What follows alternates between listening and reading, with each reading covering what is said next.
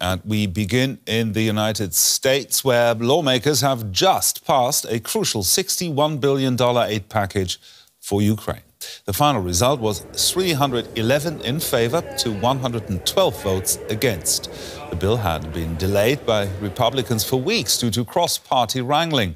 Washington has been Ukraine's biggest backer in its war against Russia, but Congress has not approved major funding since last year. Democratic lawmakers in Congress have been pushing for a major new weapons package for Ukraine for months, but Republican hardliners have been reluctant to provide funding to Kyiv. Now let's cross over to our reporter Stefan Simons, who joins us from Washington. Stefan, how big was the support for this bill? On the Democratic side, it was unanimously. I mean, the Republican leadership needed all Democrats to vote for this bill, of course. And so they did, 210 in numbers. Against, as you mentioned it, 112 nay or no votes by Republican representatives for this bill. And that constitutes a problem for the Speaker of the House, for the majority Speaker of the House, even if it's just a slim majority of the Republicans, Mike Johnson, because he knew that he needed the Democrats and Democrat votes to pass this bill, and there are a lot of Republicans who are not very happy with that. So what were the main points in the debate then?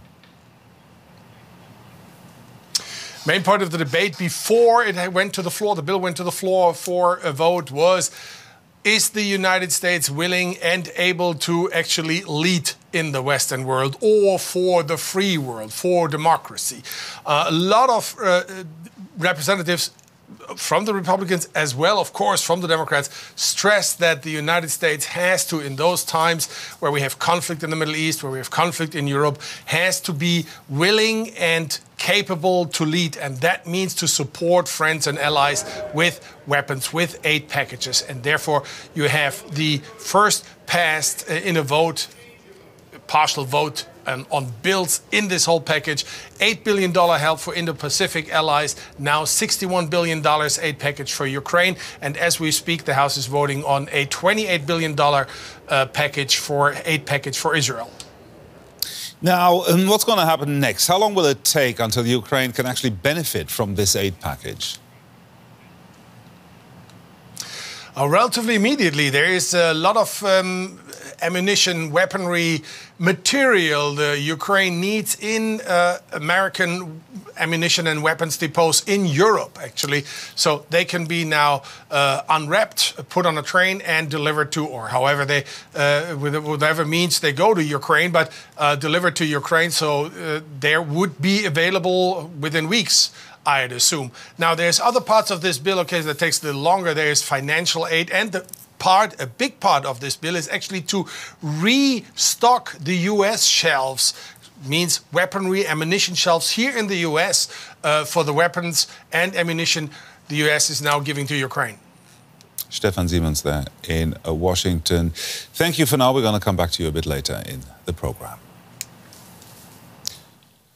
Now, the delay in support from Ukraine's allies has halted its progress on the battlefield and left civilians vulnerable. In recent months, Russian troops have been seizing more and more towns and villages on the front line. President Volodymyr Zelensky has repeatedly urged Europe and the US to approve additional support so Ukraine can turn the tide. Ukrainian forces on the front line have long had to ration their ammunition. Right now, they're being outgunned by the Russians. In the eastern Donetsk region, President Volodymyr Zelensky thanked his troops this week. In the embattled town of Chasiv Yar, which Ukraine says Russia aims to capture in the coming weeks, he could hand out medals for their bravery, but not the tools to do the job. Zelensky has long appealed for more military aid for frontline forces and for air defence systems to protect cities like Kharkiv. Ukraine's second-largest city suffers almost daily attacks. We in Ukraine have been waiting for months for this vital support package, waiting for a vote in Congress. As a result, the terrorists' confidence has been growing. The US has already given record sums to Ukraine. The total so far, $75 billion. And crucially, nearly two-thirds of it was military aid.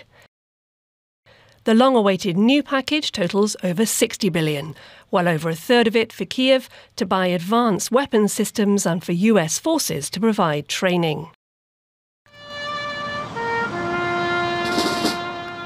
The CIA has warned Ukraine could lose the war by the end of the year without additional aid.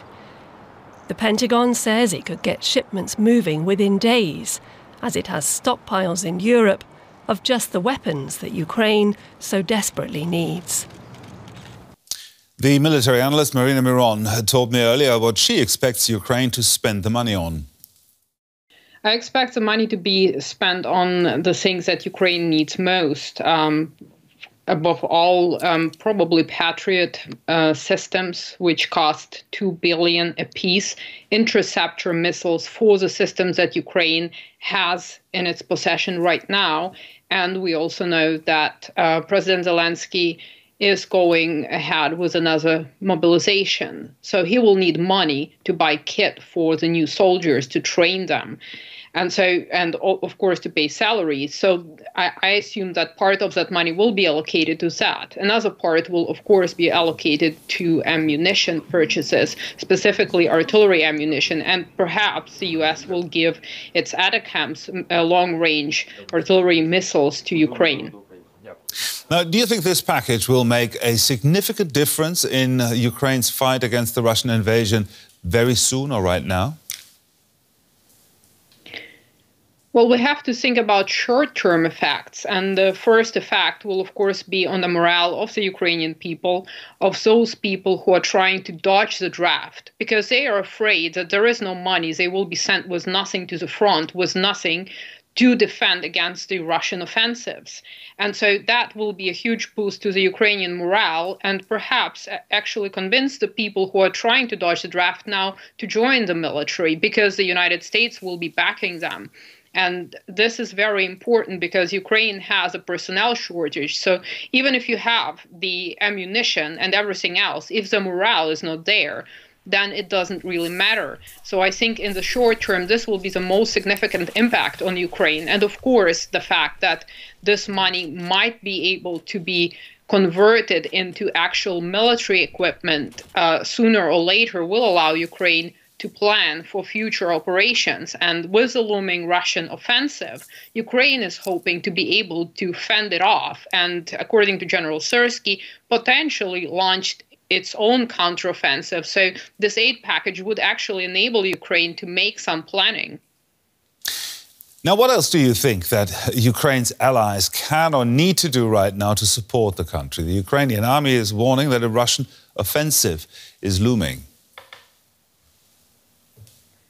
Well, the problem now is that we have to differentiate between the United States and its capabilities and its stockpiles of weapons and the European Union. As we have seen, the European Union has been scrambling to help Ukraine to procure the ammunition necessary.